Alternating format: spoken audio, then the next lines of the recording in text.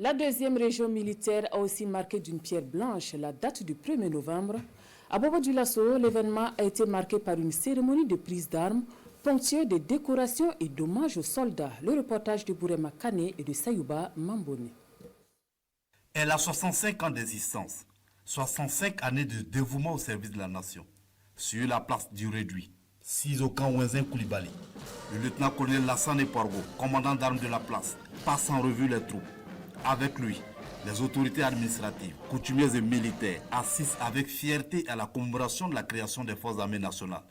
Une célébration qui se tient dans un contexte marqué par la montée en puissance des forces combattantes. Le chemin de la révolution progressiste populaire nous permet de rompre avec les schémas classiques qui nous ont longtemps maintenus dans l'aliénation et le sous-développement. Elle appelle à l'unité, la discipline, la solidarité nationale et le patriotisme. C'est ensemble, forces armées nationales, forces de sécurité intérieure, volontaires pour la défense de la patrie, population civile, que nous triompherons. Depuis l'avènement du MPSR2, l'armée nationale a connu de profondes mutations allant de la professionnalisation à la modernisation des équipements.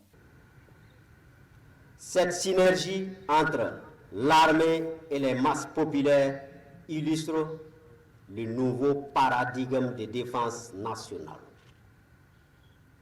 où chaque Burkinabé devient un acteur de la sécurité, où chaque village devient un bastion de résistance. À cette prise d'armes, une soixantaine d'officiers, de sous-officiers et de militaires du rang ont été décorés pour leur bravoure et leur engagement. Des distinctions, symbole de la reconnaissance de la nation envers ses défenseurs, engagés sur plusieurs fronts.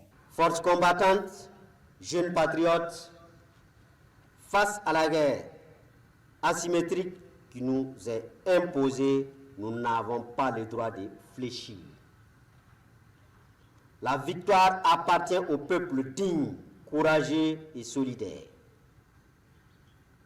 Et notre peuple intègre et fier, héritier des grands résistants à la pénétration coloniale, ne renoncera jamais à sa liberté et à sa souveraineté. Après 65 années de sacrifice et de fidélité au drapeau, les forces armées nationales entendent poursuivre leur mission avec la même rigueur et le même esprit de patriotisme.